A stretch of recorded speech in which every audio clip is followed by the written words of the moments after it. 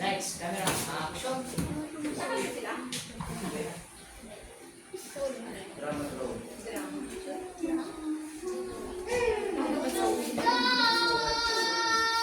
Walang umama. Kala ko yun na. Hello, mic test.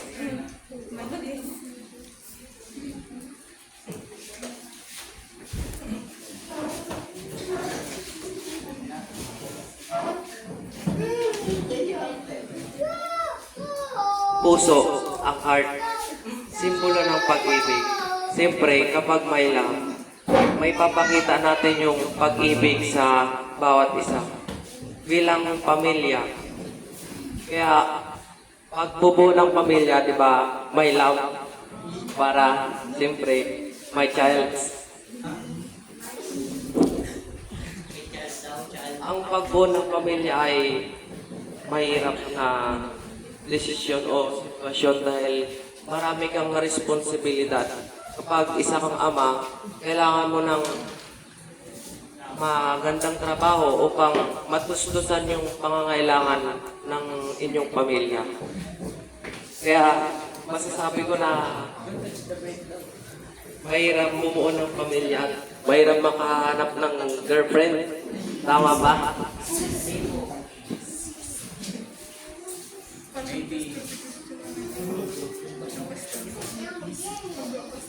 Simula nung pinanganak kayo sa mundo, bilang pagbata pa kayo, siyempre araw-araw napapagalitan, siyempre makulit, di ba? Tinuturuan tayo ng magulang na sumunod at huwag sumuway sa kanila. Pero minsan hindi talaga maiwasan na magkamali. Nung bata pa tayo, madami sa inyo ang sinusubuan ng kanyang ina. Sabi nyo, maayaw ko para ako rin kasi lalo pag hindi mo gusto yung pagkain, diba, lalo pag gulay, ayaw natin yun. Pag naging adulto na tayo na yun, grade 12 na tayo. Pero minsan, nakagawa pa rin tayo ng maling desisyon. Siyempre dahil hindi tayo perfecto. Pero pagsikapan nating mabuting tao.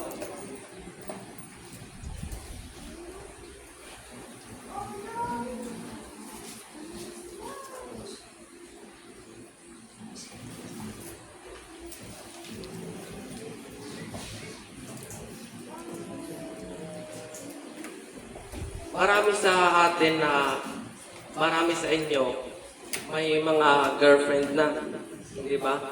Hindi ko na-mention sila. Pero, naisip nyo na ba na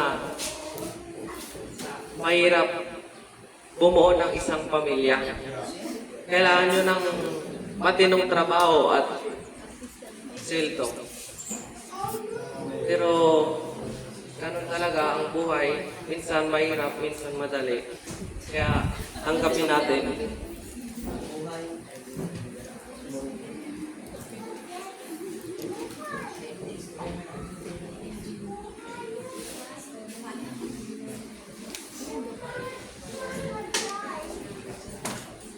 Ang drawing pala namin, mga classmates, simula nang pinanganak tayo, hanggang sa naging adulto, tayo na yun, hanggang sa nakahanap tayo ng girlfriend, then, ayun, nakabuo na ng family.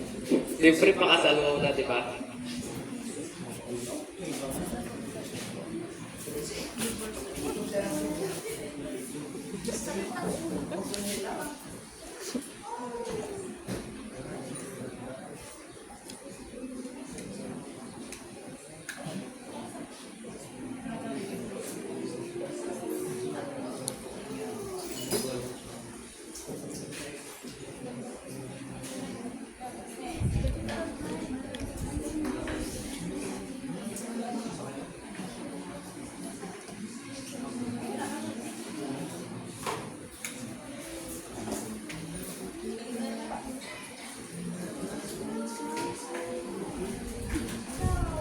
Pag isa kayong hardinero at nagtatanim rin kayo, kadalasan sa mga pamilya dito ay farmers, di ba? Mahirap mag-alaga ng pananim. Katulad ng idodrawing kong isang rosas.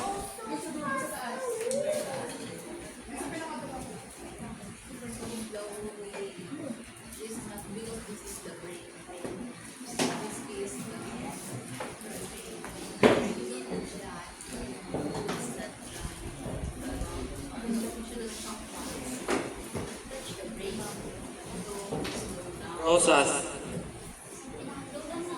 Siyempre, pag may girlfriend kayo, naisip nyo na rin na bigyan siya ng rosas. Dahil pinapakita nito yung pag-ibig.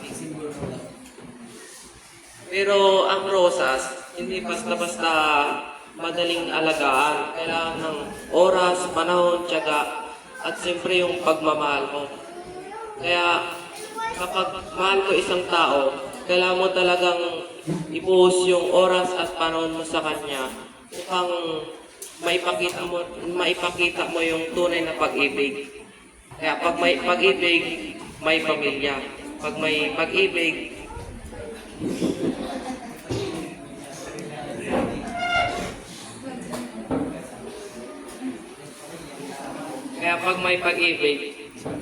may mga anak.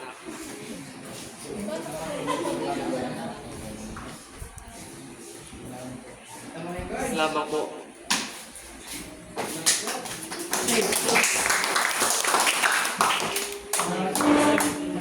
Maraming salamat sa inyo, mga anak.